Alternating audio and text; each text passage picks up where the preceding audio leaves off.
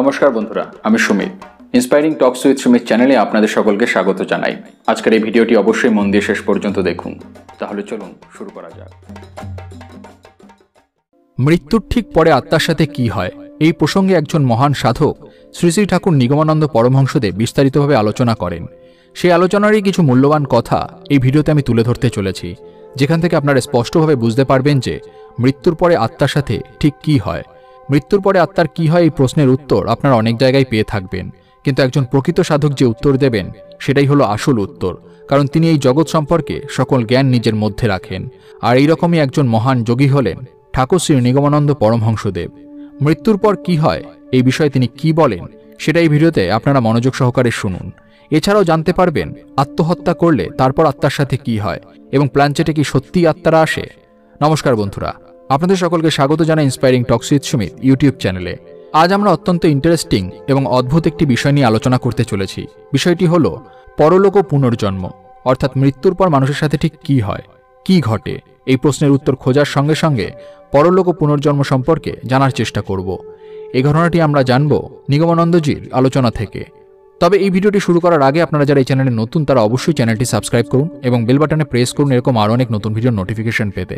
ভিডিওটি ভালো লাগলে অবশ্যই একটি লাইক করবেন এবং সবাইকে শেয়ার করবেন যাতে তারাও ভিডিওটি দেখে উপকৃত হয়, এবং কমেন্টে জয়গুরু লিখতে ভুলবেন না। তাহলে চলুন ভিডিওটি শুরু করা যাক। স্বামী নিগমানন্দ পরমহংসদেব ছিলেন সাধন সিদ্ধ মহাপুরুষ। তাকে মৃত্যু ও পরলোক সম্পর্কে বিভিন্নজন বিভিন্ন বিষয়ে প্রশ্ন করতেন আর তিনি অবলীলাক্রমে উত্তর দিতেন। তখন ভারতবর্ষে ব্রিটিশ শাসন চলছে। 1928 সালে স্বামী নিগমানন্দ গেলেন মধ্যপ্রদেশের বাস্তারে। সেখানে তাকে ব্রিটিশ সিভিল সার্জেন্ট ডক্টর মির্চেল কিছু প্রশ্ন করেছিলেন। সেই প্রশ্ন নিয়ে আজকের আলোচনা। ডক্টর মির্চেল স্বামী নিগমানন্দজিকে বললেন, আচ্ছা মহারাজ, পরজন্ম বলে কি সত্যিই কিছু আছে? নিগমানন্দ মহারাজ প্রশ্নটি শুনে মৃদু হাসলেন আর বললেন, অবশ্যই আছে। জন্ম মৃত্যু এক আবর্ত বা চক্র। শ্রীকৃষ্ণ গীতায় তো বলেছেন, হে অর্জুন, আমার আর তোমার এর আগে বহু জন্ম অতীতে হয়েছে। সুতরাং শ্রীকৃষ্ণের এই কথা থেকেই জানা যায় যে পরজন্ম অবশ্যই আছে। এরপর ডক্টর মির্চেল স্বামী নিগমানন্দজিকে প্রশ্ন করলেন, আচ্ছা বলতে পারবেন মানুষের মৃত্যুর পরে ঠিক কি হয়? নিগমানন্দজি বললেন, আমরা চোখে দেখে থাকি যে কি হয়, স্থূল শরীরটা পড়ে থাকে। ঠিক এই শরীরের ছাঁচে বায়বীয় লিঙ্গ শরীরের প্রাণবায়ু সহ আপনকৃত কর্ম অনুসারে উপযুক্ত স্তরে গতি হয়। যেমন একটা ফানুস বা বেলুন, তার ভিতরকার বাতাসটি যেরূপ ভারী বা লঘু থাকে, তাকে ছেড়ে দিলে সেই ঊর্ধ্বে গিয়ে সেই রকমই বায়বীয় স্তরে অর্থাৎ অ্যাটমসফিয়ারিক প্লেনে গিয়ে স্থিতি লাভ করে। এই স্থূল জগৎ ছাড়া সূক্ষ্ম জগৎ বা প্লেন আছে। যে প্লেন বা স্তরে গেলে সেই আত্মার শরীর যাতনা কষ্ট দুঃখ অনুভব করে তাকে বলে নরক বা হেল, আর যে প্লেনের স্তরে গিয়ে সুখভোগ করে তাকে বলে স্বর্গ। মৃত্যুর পরে মানুষের আমিত্ব অর্থাৎ অহংত্বের সরব হয় না, অর্থাৎ সে যে মরছে সে কথা তাদের আদৌ মনে থাকে না। স্বপ্ন অবস্থায় যেমন বোঝা যায় না যে আমি স্বপ্ন দেখছি, মৃত্যুর পরেও ঠিক সেই রকমই হয়। তখন সে কামনাময় শরীর ধরে যদইচ্ছক বিচরণ করে। এমতো অবস্থায় সে হয়তো দেখে সে হয়তো আছে, তার প্রিয়জনেরাও আছে, কিন্তু কেউ তাকে দেখেও দেখছে না, কোনো প্রকার সম্ভাষণ করছে না। সে তার শরীরটার মধ্যে ঢুকতে চায় কিন্তু ঢুকতে পারে না। তখন সে মনে মনে অব্যক্ত যন্ত্রণা অনুভব করে। এইরকম ধাক্কা খেয়ে খেয়ে শেষে তার চৈতন্য হয়। তারপর সে সেই সূক্ষ্ম জগৎ স্থিতি লাভ করে। এই প্রশ্নের উত্তরে ডক্টর মির্চেল খুশি হলেন এবং বললেন, আরও একটি প্রশ্ন করব মহারাজ। নিগমানন্দজি মহারাজ মাথা নাড়িয়ে সায় দিলেন। ডক্টর মির্চেল বললেন, আচ্ছা তাহলে সেখানে গিয়ে কি হয়? নিগমানন্দ মহারাজজি বললেন, মানুষ যেমন যেমন কাজ করে সেই রকম স্তরে যায়। অর্থাৎ যদি কোনো মানুষ পাপ করে তবে সেই যেই প্লেনে বা স্তরে যাতনা অনুভব করে সেখানেই যাবে, আর যদি পুণ্যকর্ম থাকে তবে যেখানে সুখ অনুভব করবে সেখানেই যাবে। তবে পার্থক্য এই যে পুণ্য মানুষের দ্রুতময় অবস্থা অতিক্রম করে চলে যায়, আর যে পাপী সে তা পারে না, আর সেখানে দীর্ঘদিন ধরে থাকতে হয়। তবে একটা কথা এই যে জগতে বিশুদ্ধ পূর্ণ বা সম্পূর্ণ পাপ কেউ করে না, সকলেই মিশ্রিত পাপ পুণ্যের কাজ করে। ডক্টর মির্চেল আবার জিজ্ঞাসা করল, কতদিন সেখানে গিয়ে থাকতে হবে? নিগমানন্দজি বললেন, তার কোনো ঠিক নেই, সেটা কর্মের উপরেই নির্ভর করে। আবার ডক্টর মির্চেল বললেন, মৃত্যুর পর কি করে সুখ দুঃখ স্বর্গনরক ভোগ হয়? নিগমানন্দজি প্রশ্নের উত্তরে বললেন, ঠিক তুমি স্বপ্নে ভয় বা যাতনা পাও। যদি স্বপ্নে দেখো কেউ তোমাকে কাটতে আসছে বা একটা বাঘ তোমাকে খেতে আসছে, তুমি যেরূপ ঘুমন্ত বা নিদ্রিত অবস্থায় ভয় পাও, এও ঠিক সেই রূপ। ডক্টর মির্চেল বললেন, এটাই আমার শেষ প্রশ্ন, তারপরে কি হয়? উত্তরে নিগমানন্দজি বললেন, তারপর কিছুদিন সুখ দুঃখ ভোগ করে সে শরীরটা তত্ত্বে পরিণত হয়, বারবার জন্মায়, মৃত্যু হয়। এইরূপ ক্রমাগত জন্ম মৃত্যুর ভিতর দিয়ে ক্রমবিবর্তনে অবশেষে তার মুক্তি হয়।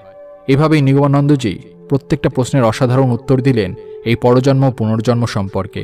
তিনি আরও বলেন, যারা আত্মহত্যা করে তাদের বিষয়েও ঠাকুর বলেন যে যারা আত্মহত্যা করে মরে তার অনেক দিন পর্যন্ত মোহগ্রস্ত অবস্থায় থাকে। সে যে মরেছে এই জ্ঞান হতেও তার 2 থেকে 3 বছর সময় লেগে যায়। আত্মহত্যা করে কেউ শান্তি পায় না বা পরজীবনে উন্নতি লাভ করতে পারে না, বরং আত্মহত্যা কর্মফলের বহর বেড়ে যায়। সুতরাং স্বাভাবিক মৃত্যু না হওয়া পর্যন্ত সুখ দুঃখ সহ্য করে যাওয়াই হলো মানুষের কর্তব্য। এখানকার বোঝা এখানেই ফেলে যেতে হবে। প্ল্যানচেট বিষয়ে ঠাকুর বলেন, প্ল্যানচেটে যেসব আত্মার চিন্তা করা হয় তাদের অনেকে হয়তো মোটেও আসে না, বরং আশেপাশের ভূতেরাই চেপে পড়ে আর তাদের যেইরম জ্ঞান সেইরম উত্তর দেয়। প্ল্যানচেটের উত্তর অধিকাংশই সত্য হয় না, এবং প্ল্যানচেটে যারা ধরা দেয় তাদের ধারণার রূপ উত্তর অনেক সময় লিখিত হয়। মুক্ত পুরুষ, উন্নত লোকে উন্নীত আত্মা ও যারা জন্মগ্রহণ করেছে তাদের আকর্ষণ করা সাধারণের পক্ষে অসম্ভব। তো বন্ধুরা, এই ছিল মৃত্যু ও পরলোক সম্পর্কে ঠাকুর নিগমানন্দ সরস্বতীজির বিশেষ কিছু কথা। এবার চলুন কিছু অনুপ্রেরণামূলক উক্তি শুনে নেওয়া যাক। আপনি সবাইকে বোকা বানাতে পারেন, কিন্তু নিজের মনকে কখনো বোকা বানাতে পারবেন না। স্বপ্ন সেটা নয় যেটা মানুষ ঘুমিয়ে ঘুমিয়ে দেখে, স্বপ্ন হলো সেটা যেটা পূরণের প্রত্যাশা মানুষকে ঘুমোতে দেয় না। নিজেকে জিজ্ঞাসা করো, তুমি আজ যা করছো তা তোমাকে আগামীকালে যা হতে চাইছো তার কাছাকাছি নিয়ে যাচ্ছে কিনা। মনে রাখবেন, জীবনের সবচেয়ে বড় শিক্ষা হলো খারাপ সময়, আর খারাপ সময় থেকে সত্যি শিক্ষা পাওয়া যায়। প্রতিটি মানুষের মধ্যেই একটা শক্তি রয়েছে যা একবার প্রকাশ করলেই যে কোনো দৃষ্টির স্বপ্ন বা ইচ্ছাকে বাস্তবে পরিণত করা যেতে পারে। জীবন সুখ দুঃখ, কঠিন সময় ও ভালো সময়ের একটি বৃত্ত। আপনি যদি কঠিন সময়ের মধ্যে দিয়ে যাচ্ছেন তবে বিশ্বাস রাখুন যে ভালো সময় আসতে চলেছে। সাফল্যের পিছনে কোনো রহস্য নেই, একটি প্রস্তুতি, কঠোর পরিশ্রম ও ব্যর্থতার থেকে শেখার ফল। আঘাত না পেলে কখনো ঘুরে দাঁড়ানো যায় না, ঘরে বসে সাফল্য পাওয়া যায় না, তোমাকে বাইরে যেতে হবে এবং এটি অর্জন করতে হবে। যারা আঘাত পেয়ে উঠে দাঁড়ায় তারাই জীবনে একদিন অনেক বড় কিছু করে দেখায়। এই কাজটা কঠিন হতে যাচ্ছে, কিন্তু কঠিন মানেই অসম্ভব নয়।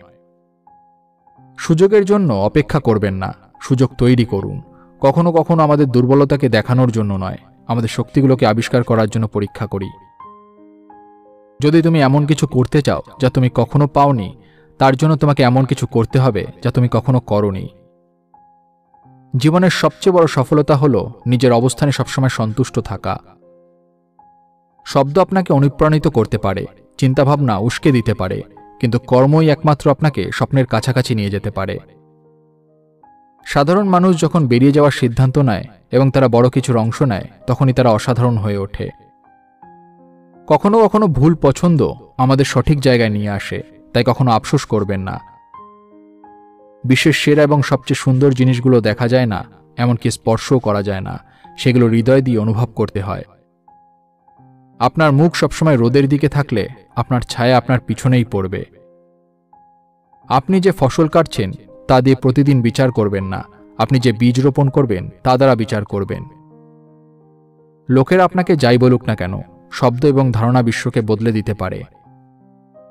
যদি তোমার সফল হওয়ার সংকল্প যথেষ্ট দৃঢ় হয় তাহলে ব্যর্থতা তোমাকে কখনোই অতিক্রম করবে না।